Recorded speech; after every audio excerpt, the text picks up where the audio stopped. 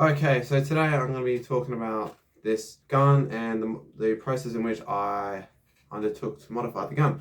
So this is not a mod overview of this gun, this is just how to modify a Stormcharge in general.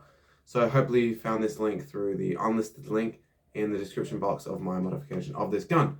However, if you'd like an in-depth analysis on this gun specifically, check out the video and I'll talk about all the modifications I did specifically to this gun. So, the Stormcharge is part of the Elite 2.0 series, in which Hasbro, or the developers of the Nerf, have aimed to diminish the modifying community. So there's multiple ways, there's challenges now to open up the guns. So I'm going to remove everything except for the main blaster so you all know what I'm looking at. So here's the stock blaster.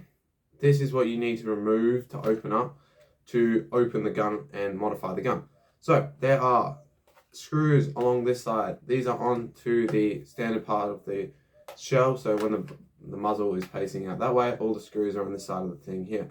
Okay, the shell is split into two parts. Some parts, there's one side of the shell that is the components actually bolted into, and the other side of the shell is separate.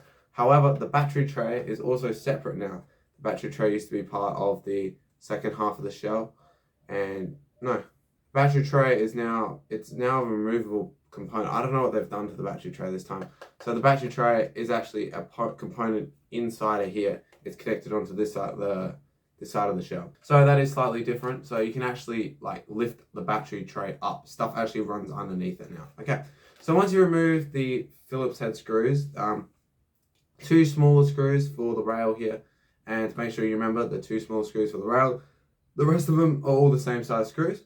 Take off these component parts here, and then you have this part of the grip that is impossible to get out. So what I ended up doing, and I hopefully have an overlay here, what I ended up doing was I got my Dremel tool and just started cutting. However, I did have to use a reasonable amount of force to actually pry it off in the first place.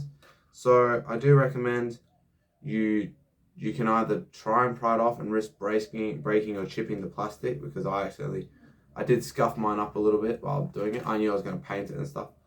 But you can either do that, you can either scuff it up, try and pull up the plastic, or you can go straight ahead with the Dremel, and that's what I recommend now, is go straight ahead with the Dremel this seam out here like this, Dremel, and then I don't know how you're going to do this. This part I recommend you try and get off in one piece. I did break most of the plastic clips, but if you're gonna, that's impossible to do without having it removed. So I recommend you remove this part, cut this part.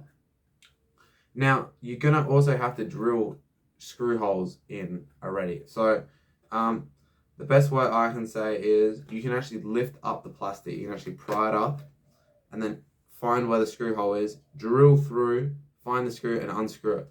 I recommend you try and keep these parts on the center seam line, or you can do what I was been doing, take both parts off separately and do this again once you've got the gun open. So that's again, this is what the whole point of this video is. I recommend you do one of two methods. You go straight away with the Dremel, you just try and slit this one. But just remember, if you cut this, there are screws underneath these components. So you have to take these off. And these are not the easiest to take off from this configuration. However, these ones, if you somehow cut these clips perfectly fine. Just to show what's going on here, this clip here, there's two clips, right? This clip here is attached to this piece, holding this piece on.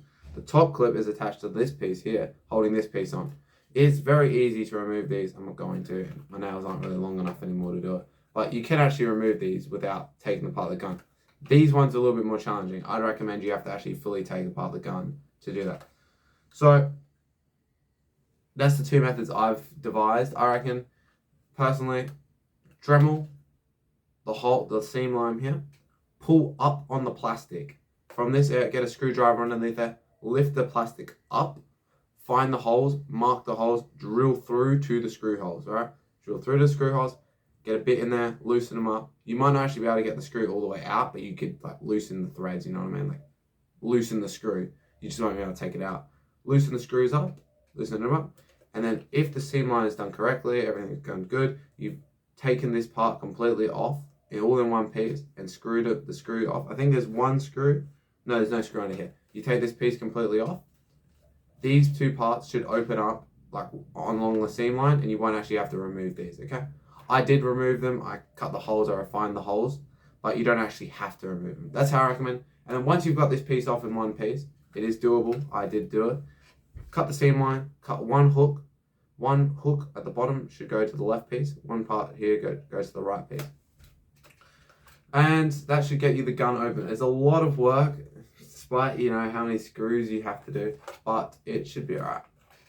Talking more of the internal modifications, the thermistor will need to be removed. The thermistor is mounted to the back of the battery tray. I did actually end up adding some extra wire because my wire didn't reach, but maybe if you're good at electronics, not bad, but maybe if you're better at electronics than me, you won't need to cut any wire and you should be able to reach with the switch. But I cut my wire, I wanted a bit extra, so that's why. Thermistor is mounted to the thing, battery cover. The motors now, the motor board. Pro tip, keep your like extra mod parts in the bag. So this is the motor resistor board. The copper cores, so the four things here, these are inductors. These help regulate the current flow to the motors. So what they pretty much do in nerf terms, or electronic terms, is when the motors reach max RPM, instead of them going wah, and keep like nudging up on max RPM and then backing back off, these pretty much just reduce the max RPM a little bit, but smooth it all over. So it goes wah instead of wah da da da da da da. So there is also some built-in resistors onto this board. However, it's impossible to replace the motors and leave this board in. The motors are three-prong design, and the positive is split over two terminals. So it's impossible to. I used Rhino 1S, 3S, Rhino 1830s or whatever, and they only have two prongs because it's positive and negative. These are split within three terminals. So these, I don't know how well you can see that stuff, honestly, but these, the positive is split within two ports. So it does say on the board where the positive and the negative is, but it's impossible unless you have a motor that has three prongs. It's impossible to rewire another motors to that. So yes, that's the thing. You will have to desolder the motors from the board, but it's not that hard. It's honestly, it's pretty simple, really. But here's the thermistor.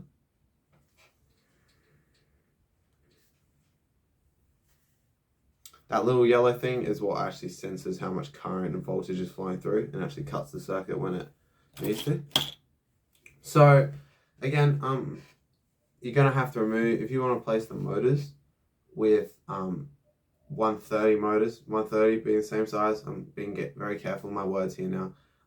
You will have to remove this board here because no other motor that I know of will fit on these boards here. And you don't need this board anyway, honestly. If you need to add your own resistors, add your own resistors. Again, now, what else we got? The thermistor, of course, if you're going to run it. From my experiences, you can run 3 AA's and 1 IMR without this thing triggering. Anything else will trigger the circuit.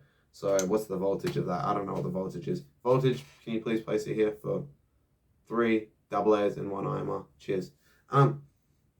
Yeah. So anything else I need to talk about? Yes, there's one mechanical lock. It's this thing here. I removed it. There's only one mechanical lock. There's no electronic locks besides the thermistor. It's pretty simple to remove. It's just a part. This right here is the replacement for springs. They don't use springs anymore. So anything else I need to talk about? Yes, if you want to replace the motors with 180 sized motors, you're going to have a very, very, very, very rough time with this design. Yeah, because these are the motors here. So, good luck.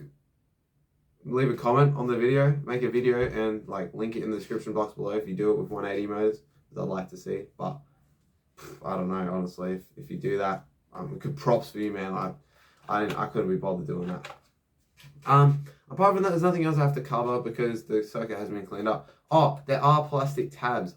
So the channels, the wires in which the channels run in, there are plastic channels that they've literally put liquid plastic across the channel. So you have the two posts that hold the wire, and the wire runs in between the two posts, and the posts kind of hold the wire shut.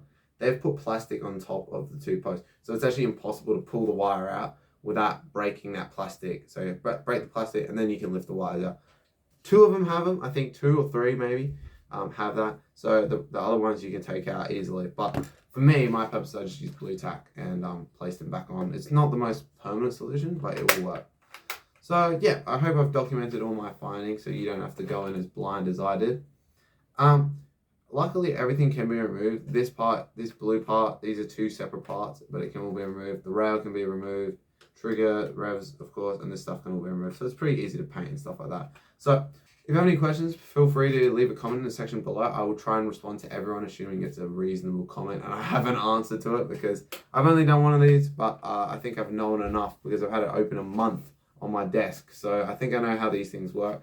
If you have any questions, again, leave a comment in the section box below. I'll try and respond. Thank you guys so much for watching, and I hope, most importantly, I hope you found this helpful. Peace.